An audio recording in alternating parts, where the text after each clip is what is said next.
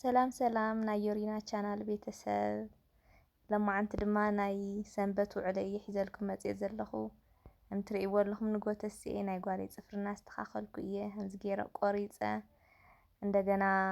ምስ ቆረጽካዮ ዝኾነ በሊሕ በሊሕ ነገር ስለተርፎ ምሙራድ የድልዮ እዩና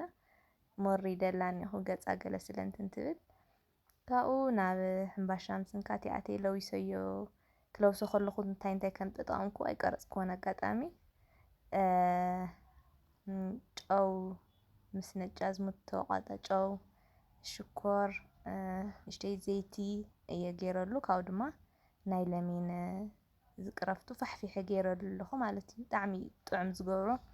ጨኑኡን ብጣዕሚ ደስ ዝብል ጣዕሙን ብጣዕሚ ጥዑም ካብኡ ኮፍ መሰለትለይ ንእሽተይ ምስ ኾዐት ይጥፍጥፎ ኣለኹ ማለት እዩ ከምዚ ገይረ ብደንቢ ጠፍጢፈያ እኒአኹ ካብኡ ከምዚኣ ገይረ ብላዕሊ ድማ ዘይቲ ገይረላ እኒአኹ ቆንጆ ከለር ክህልዎም ንምንታይ ካብኡ እንደገና እዚኣ ብፌስታል ሸፊነ ክገድፋ እየ ምክንያቱ ንእሽተይ ዕረፍቲ ክረክብ ኣለዎ ምስ ሸለምኩ ሸሊመ ምስ ወዳእኹ ማለት እዩ ፌስታል ጌርና ከዲና ንእሽተይ ሰዓት ተጽኒሕናዮ ሓደ ዕጽፍ ኮይኑ ይጸንሐና መጠኑ ይውስኽ ዕረፍቲ ክገብር ከሎ ብደንቢ በኺዑ ምስ በኸዐ ካፍቲ ዝጠፍጠፍናሉ ሳይዝ ዕጽፊ ኮይኑ ምስ ጸንሐና እንደገና ኢና ካብኡ ኢና ናብ መጎጎ ናብ ምስንካት ንኣቱ ማለት እዩ ቶሎ ወዲያው ጠፍጢፍና ወዲያው ክነእትዎ ከለና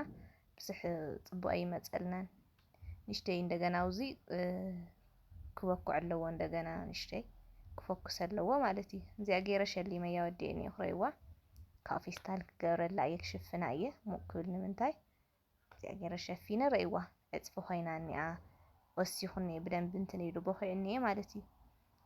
ሕዚ ንመጎጎና ረሲና እኒኣ ነእትዋ ንግምጥላ ከምዚኣ ጌርና ከይሕዘልና ንምንታይ ወሰና ወሰኑ ንእሽተይ ከምዚኣ ክፍቲ ንገብረላ እሞ ካብኡ ንግምጥላ ካብኡ ምስ ገምጠልናያ ንሪኣ ቸክ ንገብራ እሞ ብላዕሊ ምንም ብሕቕሚ የብላ እኒኣ ቆንጆ ኮይና እያ በሲላ ዘላ ብታሕትና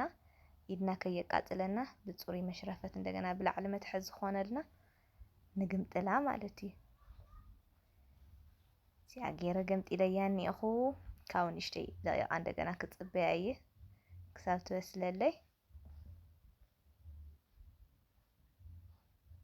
ከምዚኣ ኢላ ተወዲኣ እኒኣ በሲላ እኒኣ ቆንጆ ኮይና በሲላትለይ እኒኣ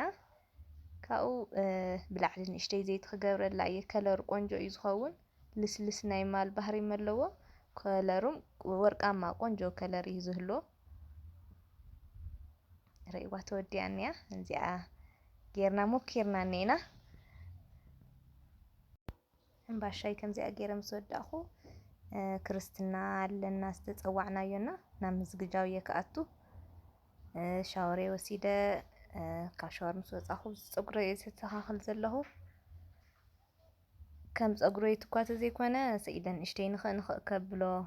ንምትሓዝ ቢያንስ ክምችወኒ ኢለ እየ እናስተኻኸልኩ ዘለኹ ኣብዚ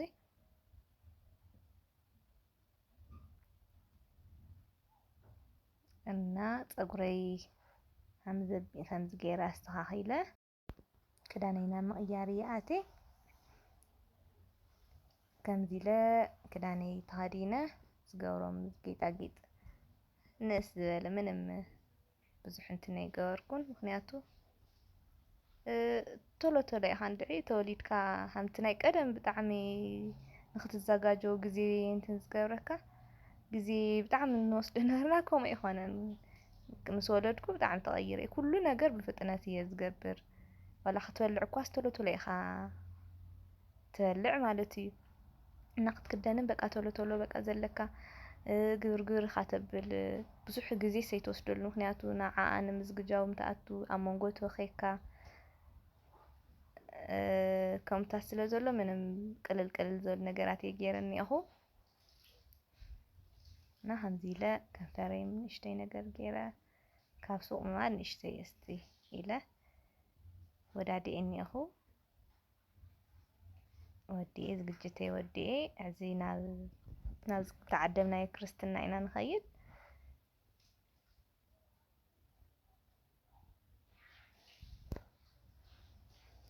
እና ኣብዚ ጉዕዘና ጀሚርና ናብ ክርስትና እንዳኸድና ኢና ደቂሳ እያ እኒኣ። ኣብዚ ከዓ መንገዲ መኪና ከም ምሩራው ስለተሓሰያ መስለን ደስ እዩ ዝብላ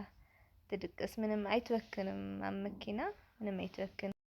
እና ኣብዚ ተዓደምናሉ ክርስትና በፂሕና ብጣዕሚ ደስ ዝብል ግዜ ነይሩ። ኣብዚ ድማ ፎቶ ክለዓላት ሓንቲ ትበክት ሓንቲ ትገድፎ እናጨወትናየን ኢና ደስ ዝብል ግዜ ነይሩ። ብኻሊእ ቪድዮ ክሳብ ንራኸብ ፀፅቡቕ ንዓኹም ይምነየልኩም ቻው።